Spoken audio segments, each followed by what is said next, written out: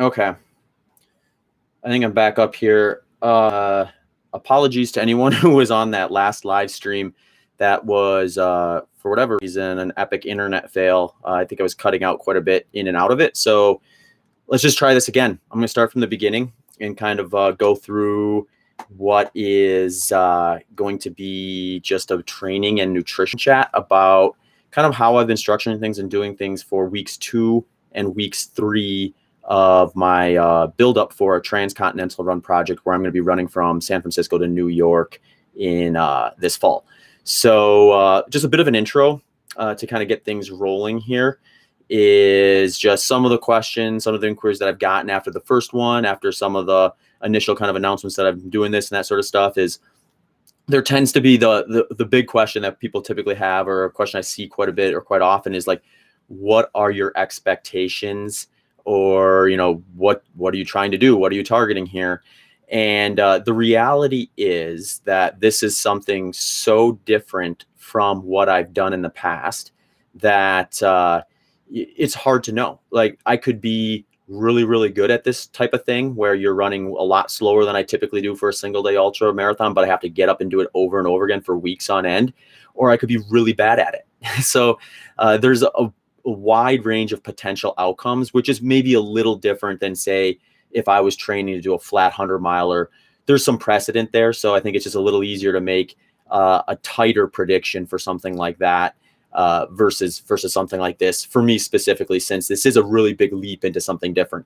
I think a lot of times when people think kind of moving into different parts of the ultra marathon world, they think there's like an order of operations perhaps where you do 100-milers maybe, and then maybe you do some multi-day things like a 3-day or a 6-day, and then you find yourself doing a transcontinental run. And I think there's some good reason to think that way. I'm not sure that's necessarily a bad approach for it. That's just not the way that I'm gonna do it or be able to do it, really, in the sense of just the timeline, the things that I'm considering, and like all that stuff. So I actually am looking forward a little bit to that uncertainty. I think that's going to be kind of a fun, exciting piece to it.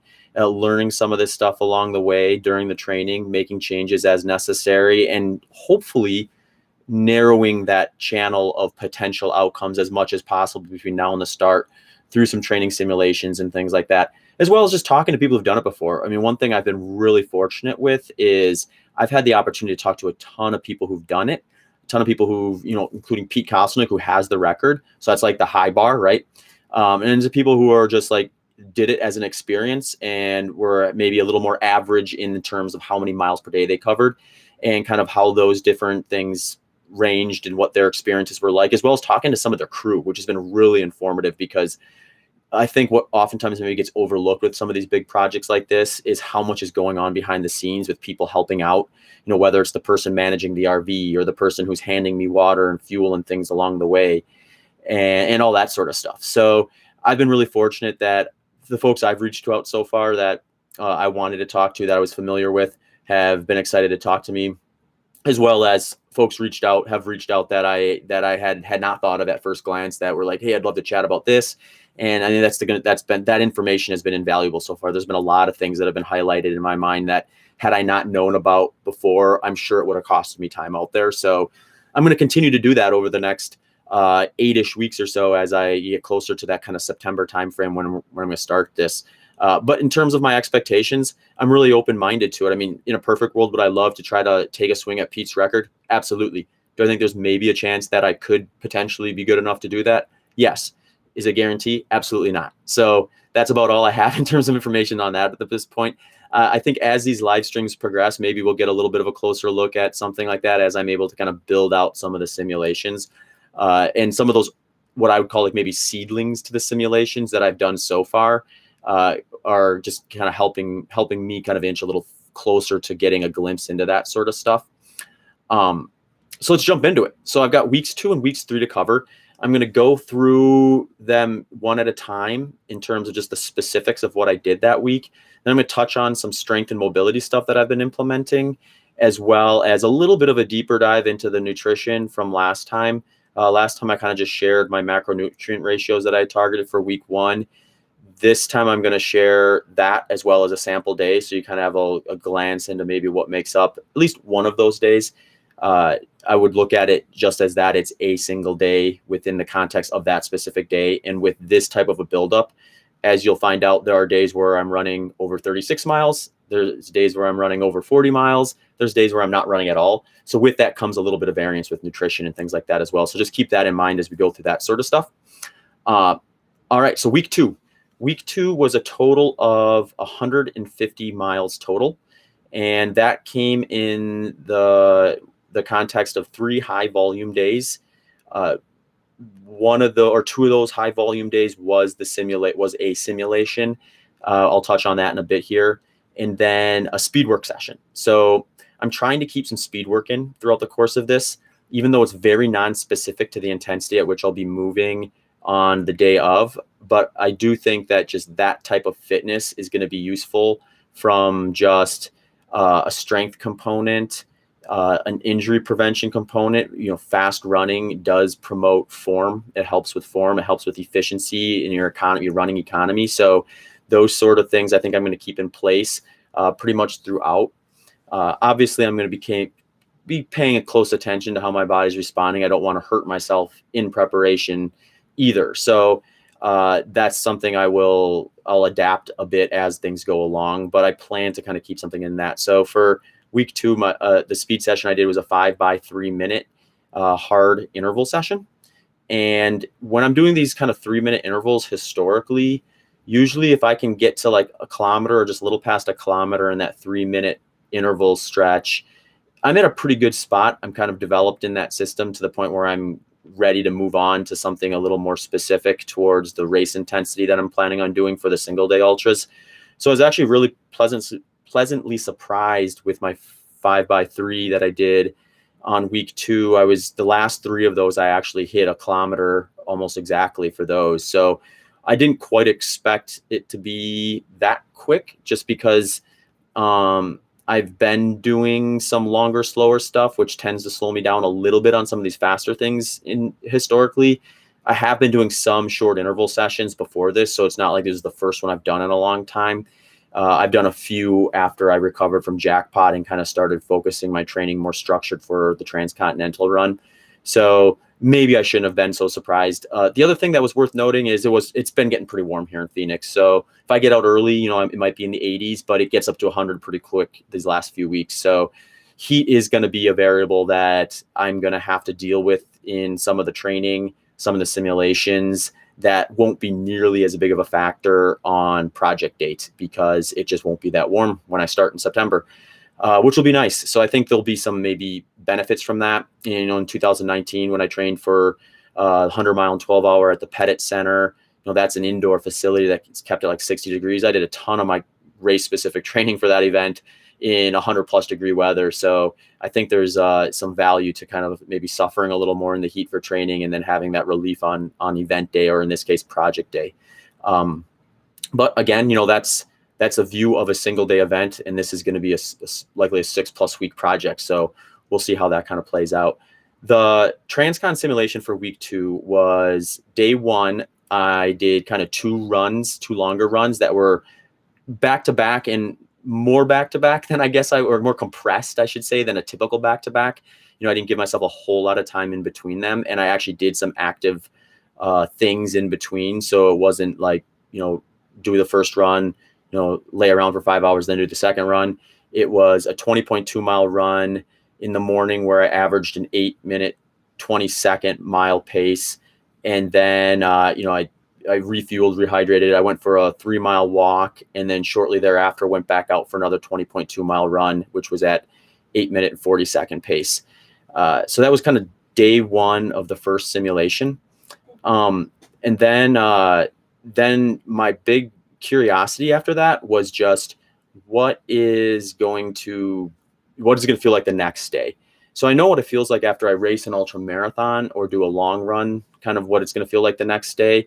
And I was looking to maybe compare kind of with that. So the next morning I was pretty surprised. I wasn't really that beat up, not that sore, not that tight. It didn't take a whole lot of motivation to get back out. And so I headed out the next morning for a 36.3 mile run, which I did at about a 9-minute pace. So things to think about with this one, or things I thought about this one, it was quite warm, especially that second 20.2 mile run. I think got up to maybe 106 degrees on that one. So I went through a ton of water. I think that second run was over 4 liters of water. What I've been doing, at least here in the desert, is wearing kind of long sleeves or like arm sleeves that are white with a t-shirt, so that my skin is mostly all covered. My neck's covered. I've got a visor on, so my face is covered, and trying to keep that direct sun off of me. And then that also allows me to, if I do like topical cooling, like I put water on that clothing and stuff, it just helps kind of stay a little cooler in that kind of dry heat environment. So that was kind of the biggest hurdle to get over. The second morning I got out early enough, so it wasn't quite as brutal as that second run was from a heat standpoint. But I still went through quite a bit of water for that one. I think that one I did almost 5 liters of water. Only difference with that one versus the back-to-back 20 milers with the 3 mile walk in between was I actually stopped at a coffee shop and got an iced coffee around mile 22, and a little bit of caffeine, a little bit of cream maybe helped push things forward a bit for the end of that run. But really, these first 2 simulations, I didn't really do a whole lot of intra-run fueling. I will be changing that as I move forward and I get a better grasp of just kind of like what are my day-to-day calorie needs going to be on some of these bigger efforts. But the way I like to do long runs historically is I'll usually put them into kind of 2 categories. One is kind of like a fat adaptation test, where if I can go out there with just water and electrolytes and feel really even, then, I'm probably burning high enough rates of fat that I don't really need to necessarily push the needle on that much further. And then I'll start practicing whatever fuel strategy I'm going to be using, just so I kind of get my body used to whatever that's going to be. So these first couple of weeks, I was a little more in that kind of that testing phase with that. So I didn't do, other than the cream I had in the coffee on that second run, there was really no calories during that simulation. Plenty before and after, but just none during it. I was focusing only on water and electrolytes for the most part. So I think I went through, on that first day, I had like an element pack of electrolytes, which is about 1,000 milligrams in that first 20 miler, and then another one in the second 20 miler. And then for the day 2, the 36.3 miler, I think I did 2 packets of element inside the context of that run as well. Week 3 was a little bit different because I actually spent half of this week in Austin. So it was still dealing with the heat, but it was just a little lower actual temperature, but much higher humidity. So I think it peaked at like 97 degrees with just like drenching humidity. So I kind of relearned or reintroduced myself to what it's like to run in humid weather versus dry weather. I started some of my bigger training sessions in the Midwest. So training in the summer in the Midwest, I definitely had some perspective as to like kind of what to do in humid weather, and recognize like some of the signs of what I need to do differently there. I did make one mistake that I'll talk about a bit when I get to the simulation, that was kind of a good reminder of what to maybe pay attention to with the Transcontinental project, because with that, going from San Francisco to New York, even though it won't be nearly as hot as midsummer, it will be moving from dry climates to humid climates and things like that. So it'll be good to have perspective in both of those for planning purposes. So that third week came out to about 131.35 miles total. I did 1 incline hike session in there too. So one thing I'm going to start implementing more is some up and down stuff, just to kind of accommodate some of those like mountain passes that'll go through moving across the country. So for that one, it was just a 3 mile hike with 3,000 feet of climbing. I'm going to build that out as I go further, and I'll probably actually use that as a bit of a tool as the temperatures kind of stay high and I start stretching out these simulations to the point where it's just kind of ridiculous to be outside for the entire heat of the day during the summer in Phoenix, especially for multiple days in a row. So I'm going to be kind of mindful of using some of those tools like treadmills and things like that. And then, if I'm going to be on a treadmill, I may as well use that as a time to kind of prepare for some of the more incline types related things on this project. Let's just get my body used to that too. One thing that Pete mentioned to me when he did his Transcontinental project was early on, I think it was even in the first week, he aggravated the front of his like foot in calf area from kind of the different way his foot would flex going uphill. So that in combination with maybe a bit of an aggressive start, he ended up having to take a full day off to let that settle down, which also just highlights how impressive his accomplishment actually was. He averaged 72.5 miles a day with a day off. So he was actually moving closer to like 74, 75 miles per day when you look at just like days where he was out there moving. So within that, the next is the simulation for that week. So I more or less replicated the simulation I did the week before. The biggest difference was I was in Austin versus Phoenix.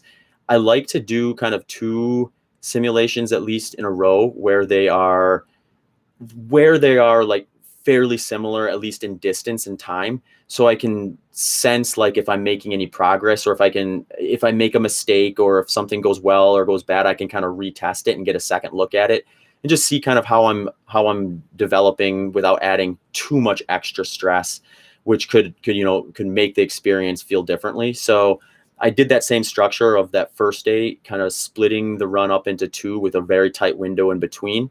So that came with a 20 miler at 8:04 pace per mile, minute per mile, and a 20.1 miler at 8:55 per mile. And then the second day was a 33.2 miler at 8:48 minute per mile pace. So that was, like I said, all done in Austin. Biggest difference was the humid side of things, which one thing I learned was in Phoenix, I don't really mind wearing a pack. I'm wearing long white stuff anyway, just to do topical cooling and keep the sun off my skin. And as long as I stay wet, I stay relatively cool in the dry heat with that setup. It's not a great setup at all in the humid weather. I mean, obviously I wasn't putting the sleeves on in the humid weather. Your body the moisture just stays on your skin in the humid weather. So you don't really need clothing to do that for you. But you definitely don't want to wear a pack, not a pack with a t-shirt on anyway. So what I noticed on the second run was when I got maybe a little past midway, I could just tell I was starting to kind of overheat a little bit. So I actually turned around, went back to the hotel room, stood in front of the air conditioner, like turned it down as low as it would go, like 60 degrees or whatever that was, and just let it like kind of drop my core temp a little bit for about 5 minutes. And then went back out with just shorts on, no shirt, and a handheld. And one of the reasons why I wore the pack in the first place was kind of a convenience factor, and I wasn't quite as familiar with the area, so I didn't know exactly where all the water fountains were. I quickly realized, though, that there were quite a few water fountains out in the area I was running, so there just wasn't a real need for a pack other than the convenience of not having to stop. So after that, though, I thought to myself, it's going to be just easier to go this route and stay a little cooler. So that was day 1. Day 2, day 2 was a 33.2 miler, 8:48 pace. That one went really well. I got up early enough where it was a little cooler than that second run, and it just felt really smooth. I didn't feel like I had any like miles in my legs from the day before. The pace felt comfortable. Motivation was high. So that was a kind of a good follow-up. I definitely felt like the second simulation went slightly better than the first one in terms of just kind of how I felt and just kind of wrapping my head around all of it. Granted, these are what I would call kind of seedlings to what will ultimately be a full-blown simulation of 2 to 3 days, a little closer to the amount of volume I'm going to spend out on a single day for the Transcontinental project. So, I'm being mindful of that too. Things could change. My body could behave differently as I kind of build that stuff up as well. But so far, I'm pretty happy with kind of how things have been progressing. The next simulation I do, I will stretch out a little bit longer than these 2 and start to explore a little bit of a further distance on a per day standpoint. So for these ones, it ends up being like usually about 5 to 6 hours of actual moving time, somewhere in that neighborhood. And ultimately, I'd like to get that up to maybe 12 to 14 is kind of the target spot that I think is a good target to do for a day-to-day at whatever pace that ends up being for the project itself. So that's kind of a little bit of a foresight there. The next thing I want to touch on a bit is just kind of the strength and mobility component. I had a few people reach out and ask about that after the last stream, where it was essentially like, what are the exact movements that you're focusing on at the moment? So I wrote down a list of kind of the different stuff I've been doing in the gym and the frequency of that too. So the strength and mobility side, I've been doing a few moves that I've done, most days, I would say about 5 days a week. I'll do these movements. One is that reclining hero. I just like the relative way that kind of stretches out my quads and that sort of stuff, and kind of keeps that range of motion open. The kneeling hip flexor stretch, that's probably my favorite one right now. I've historically had tight hip flexors, which isn't all that uncommon. A lot of times, especially if you're sitting, you put yourself in a position to have tight hip flexors. So that kneeling hip flexor stretch really helps kind of loosen those up. And for me specifically, what happens when my hip flexors get really tight is I don't always feel it in the hips. I'll feel it under my knee. So like that tightness kind of travels down probably along the IT band, and then you feel it on your knee. So if I ever have any type of knee soreness, then as soon as I stretch out my hip flexors, it goes away immediately. So I keep that one in just for those purposes. There's actually a machine at the gym I go to that is built specifically to stretch the hip flexor. So when I'm at the gym, I'll definitely hop on that thing and get a good deep stretch out of that. A couple other things I'll do is the pigeon pose. And then I don't do a ton of static stretching on routine. And when I do it, I try to keep it away from some of the more like intense or explosive things like strength work or speed intervals and things like that. But I will do some hamstring stretches and some calf stretches in a static fashion, kind of longer holding positions, especially for the calves. I'm kind of a 4-foot supinator. So where I bear a lot of weight on my stride is kind of in the front of the foot, which it kind of loads my calves up a little bit more than maybe someone who's a mid to back of their foot striker. So with that, if I'm getting into like some bigger training blocks, sometimes my calves will get a little tight, and it feels good to stretch them out. So that's something I've kept in from that side of things too. On the strength work front, I've been doing about 3 sessions per week, and within those sessions, I'll usually split them up between like upper body, core, and then lower body. And usually I'll try to focus the lower body stuff on days where I'm doing something a little more explosive in the running side of things, or a little faster on the running side. So I'm keeping those higher, more power-based things together. And then the easy rest recovery days, I'm also letting that recover. So I'm not necessarily like hitting fast intervals one day, then the next day going to the gym and doing lower body, leg work or things like that. That's kind of going hard on those. So I try to stay away from that if I can. This is a little different because there's not nearly as much speed work as I would have in a typical training plan. So I just have to be a little more kind of flexible with where I put them. But within the context of that, I'll do like 3x5 on the leg press, single leg. I like to do single leg for these because one thing I noticed when I started focusing a little more on strength work was that my left leg was actually stronger than my right leg. If I did single leg presses on the machine, I could usually, my right leg would fatigue maybe a rep or two earlier than my left one would. So the cool thing about that is since I've been doing the single leg ones, my right leg has caught up now. So it's maybe still a pinch weaker, but not nearly to the degree it was before. So it's kind of an interesting thing to discover and address. I'll also do 3x10 of knee over toe squats. They're just body weight squats where essentially I'm moving forward in the position and driving my knees down towards past my toes. And really the key with those, from what I found, is you stop before you start to feel any sort of pain or any like deep tension, kind of the same way you would treat like a static stretch. And then over time, you just get a little bit deep. You can get deeper and deeper into it. So, I've gone from in the early stages, not being able to go too far down and forward to being able to get almost down into a backward leaning position with that. And I think that's just been kind of good in terms of developing some strength within kind of these more awkward positions and things like that. So I've been incorporating those a bit. 3x10 weighted calf raises I've been doing. I've been doing 3x10 weighted cable twists, 3x10 lateral pull downs, 3x10 box steps, and 3x10 Bulgarian split squats. And then the one thing I do that's kind of more just out of curiosity and fun is I'll do 1 set to failure of leg raises on this leg raise machine. So I'm like suspended on my forearms, and I'll just do leg raises.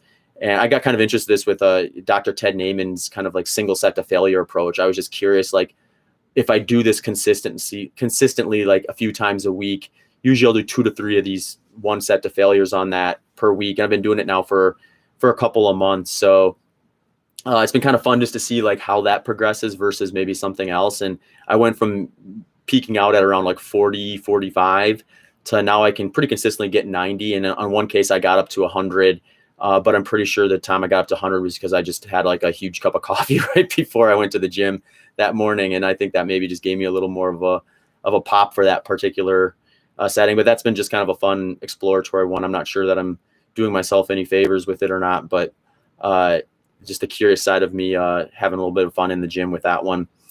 Next is the nutrition side. One thing I wanted to chat about with this was to highlight a bit of just kind of where my macronutrients are at, as well as provide that sample day so that folks can kind of get a glimpse into kind of what exactly is comprising the macronutrients that I'm targeting. So the biggest thing within this from the last time I did the stream was last time I was targeting about 65% fat, 20% protein, and 15% carbs. I did that again in week 2, that same macronutrient profile. For week 3, I'm actually going to play around a little bit with a more strict ketogenic approach, at least for the parts of the week that are kind of around these simulations, because I want to get a sense of just like how my mind and body feels from one session to the next during these simulations when I'm keeping my carbs very low versus just kind of standard low carb. Or maybe they won't really produce any difference, and then it'll just become a preference thing, or like a thing where like at a certain time of day, a little bit of carbohydrate is more or less a little bit like caffeine or something like that. So I'm going to play around with that a little bit. So for week 3, I actually skewed the fat up a bit and skewed the carbs down. So that one was 75% fat and 20% protein, about 5% carbs.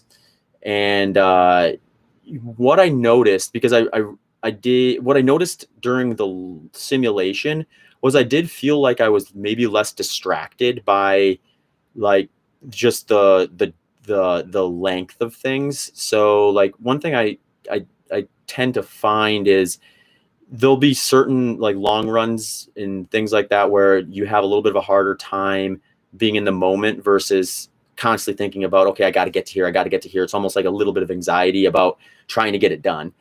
I didn't feel that hardly at all during the second one. I was much easier just to say, oh, okay, I'm 7 miles into this first 20 miler.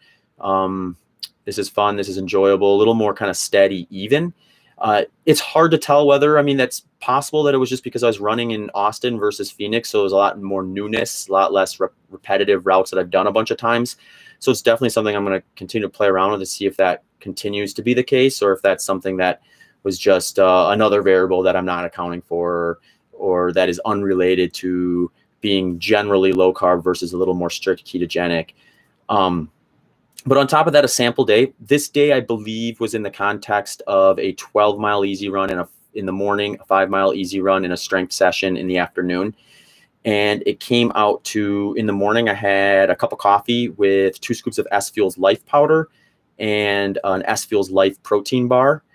After that first morning run, I had 8 eggs, 2 ounces of olive oil, 2 ounces of sharp cheddar cheese, and sea salt. Kind of in the middle of the day, between that first meal and that second 5-mile run and strength session, I had an apple, a cup of yogurt, and 1 scoop of S Fuels Revival. For dinner that evening, I had 1 pound of ground beef, 4 ounces of sharp cheddar, 2 cups of broccoli, and 1 medium potato that I boiled in bone broth, and 6 tablespoons of sour cream and sea salt on that. And then on top of that, throughout the day, I had 2 packets of Element electrolytes and 1 capsule of Bioptimizer's Magnesium Breakthrough. So that was kind of the sample day. I didn't look at the calorie count for that, but I think it's probably in the neighborhood of like maybe 3,500 calories or so, right around there. I don't typically like get too hung up on like trying to hit a specific calorie number per day, because I don't know that it necessarily matters per day, so to speak. I think like people get hung up on one day because it's kind of like this clean break point where, oh, I go to bed and that ends the day, and I wake up the next morning, I start again. I tend to think it's more valuable, at least for me, and maybe this is just because my training schedule oftentimes has me doing like a big session followed by maybe a rest day or something like that. So there's so much variance between that energy output. But I always just kind of try to eat a little more intuitively within the macronutrient range. And sometimes that means I'm slightly under consuming on days that I'm putting out a lot of energy, but then I'm over consuming on days where I'm resting. So if I take a complete rest day and do very little movement and eat 3,000 plus calories, I'm certainly eating more than I would need to just, be hanging around the house. So it ends up balancing itself out. And then if I'm paying attention to things like where my weight is staying, then that usually sheds more light on kind of whether I'm hitting enough or not. If I notice I'm starting to drop weight during a big training block and I don't want to be, then, just eat more of what I'm eating within that macronutrient ratio. So that's kind of the way I traditionally have done it and historically done it. I'm going to have to get stricter as I get closer and start getting these simulations built up to where they are actually mimicking the time I'll spend out on the event itself, because I'm going to have to learn to consistently be eating, probably in the neighborhood of 10,000 to 15,000 calories per day. And that's just something that's, like the training, going to be new and something I'm going to have to learn and find out what food products are going to be easily digestible. I think it's going to almost certainly be super high calorie, super low volume type of food products. I mean, I don't want to be full the entire project. I want to feel satisfied. Obviously, I want to get enough in to fuel the journey, but I don't want to feel like my stomach is stuffed or bloated and things like that. So that probably means a lot of high calorie, low volume type things. That's the way I'm thinking about it at the moment anyway. So that's what I got for this week. I got a few questions that we can go through that popped up on the chat that might be fun.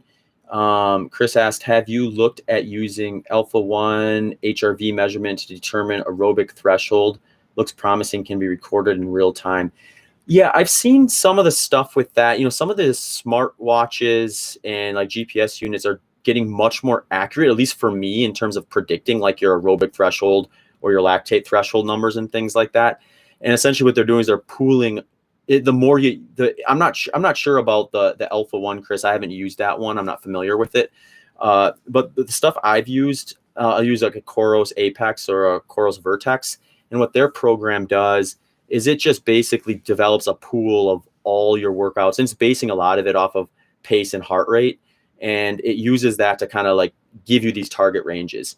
So I don't know exactly the specifics of their algorithm, but all I do know is when I do test where my lactate threshold heart rate is at, and the number they give me is very close.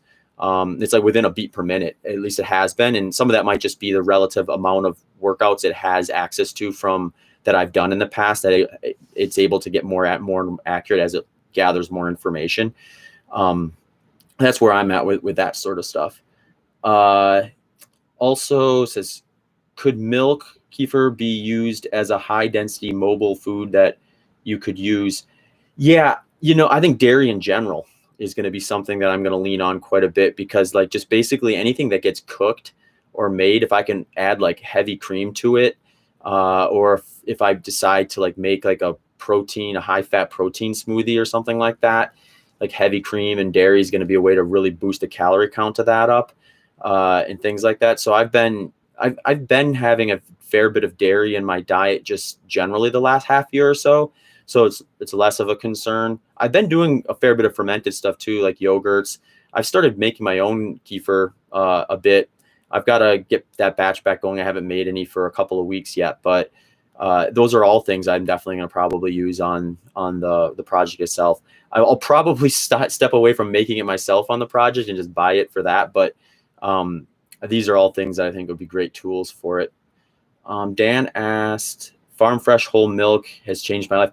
Yeah, I mean, maybe when I go through the Midwest, someone can bring me by some fresh farm whole milk and fuel the journey a little bit. That'd be great. So I'm definitely on board with the whole milk.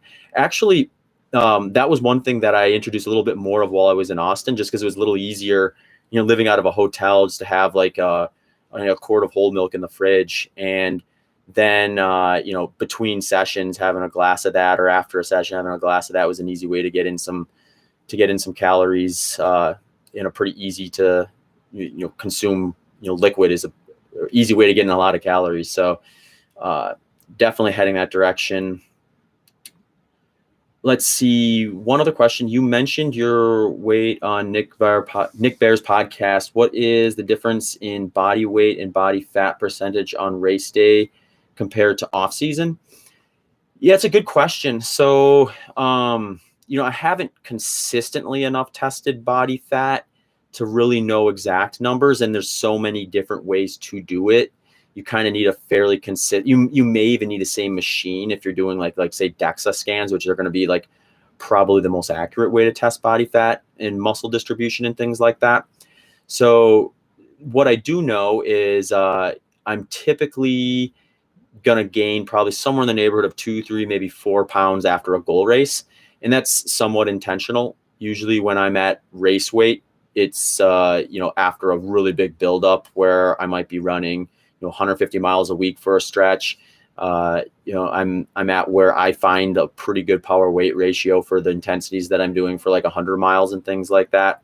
And then after a race, I've got quite a bit of time between then and the start of the next goal race. So the way I look at it is if I gain 2, 3, 4 pounds in kind of the off season, and then I start the training process again, it's just a little bit of a buffer when I get into some of the more higher volume type stuff.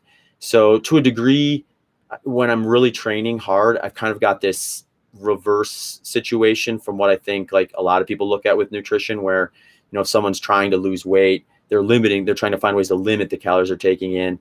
Whereas, for me, at certain points in the training, I just kind of almost get sick of eating to a degree, because you're trying to feed 2 or 3 of yourself when you're doing some of these back-to-back long runs sometimes. So if I have a couple extra pounds going into the season that I can just kind of like chip away at over the buildup, it's just a little bit of a buffer. It means a little less I have to try to focus on getting in before I get down to kind of that goal race weight. So one more question is, what is your plan to maintain ideal body weight during the Transcontinental Run? That is a really good question. I've talked to people. I interviewed Ray Zahab, who's done a ton of these type of things. He's run across the Sahara. He's done all sorts of like actually extreme environment, both supported, unsupported stuff. And he's had ones where, he lost a ton of weight during it. And he's had ones where he maintained weight. So Pete maintained a pretty good amount of weight. I think he maybe lost somewhere, if I remember right, between 3 to 5 pounds. So my plan is to get a close enough look at how much I'm going to burn per day through some of these simulations. Actually, one of the big reasons why I want to do a 2 to 3 day simulation is to try to get that a little more precise, because it is a lot more difficult when you think about it. If you think about just like, if I were to, let's say I'm just like not doing anything, I'm just sitting around all day and maybe I'm burning 2,000 calories. If I cut out 1,000 calories from that setup, from 2,000 to 1,000, I'm definitely going to notice that. I'm going to be hungry. I'm going to notice that I removed half the food from my plate, that sort of thing. Now you put in the context of, moving 12 to 14 hours a day. If I'm burning, let's say 12,000 calories, but I only consume 11,000, I'm not going to notice that from a food consumption standpoint. I'm not going to be like, oh, I really wish I had that extra 1,000 calories on top of the 11,000 I already did. But my body's going to notice it, and I'm going to lose weight gradually over time. And if I'm losing 1,000 calories per day over the course of multiple weeks, you can dig a pretty big hole. So I'm going to try to whittle down like kind of where the right ballpark is with that, and then kind of have a starting point. And then I suppose I could weigh myself kind of throughout the project itself, just check in every couple of days and just see like, oh, I just lost a pound that week. Maybe I should, try to find a way to get a few extra 100 calories in each day and try to normalize that. So that's kind of where I'm at with that right now. So, but it's a great question. All right, folks, thanks for tuning in to this stream. I'm going to do another one next week, Wednesday at 1 p.m. Pacific, to kind of check in with this week's this current week's kind of training and where things are at with that. And also, if you're interested, I have some discounts for folks on some of the gear that I use. So if you head over to any of my social media channels or my website at zachritter.com, I've got like a gear page, or I have a list of links and discount codes on my main links on my Instagram or Twitter profile. Things that are included in there are 15% off Ultra footwear, 15% off Egg Weights run pods, 10% off Purpose Performance, 5% off S Fuels nutrition products. You can get a free accessory to add to any Coros GPS watch that you get with my promo code Zach. 10% off Squirrel's Nut Butter, which is an anti-chafe lube, which is much more valuable in humid weather than dry weather, I'll add. So there's some options for that too, as well as if you're interested in any of my training plans, you can find those at my website as well. So Thanks again for tuning in, folks, and looking forward to tuning in again next week.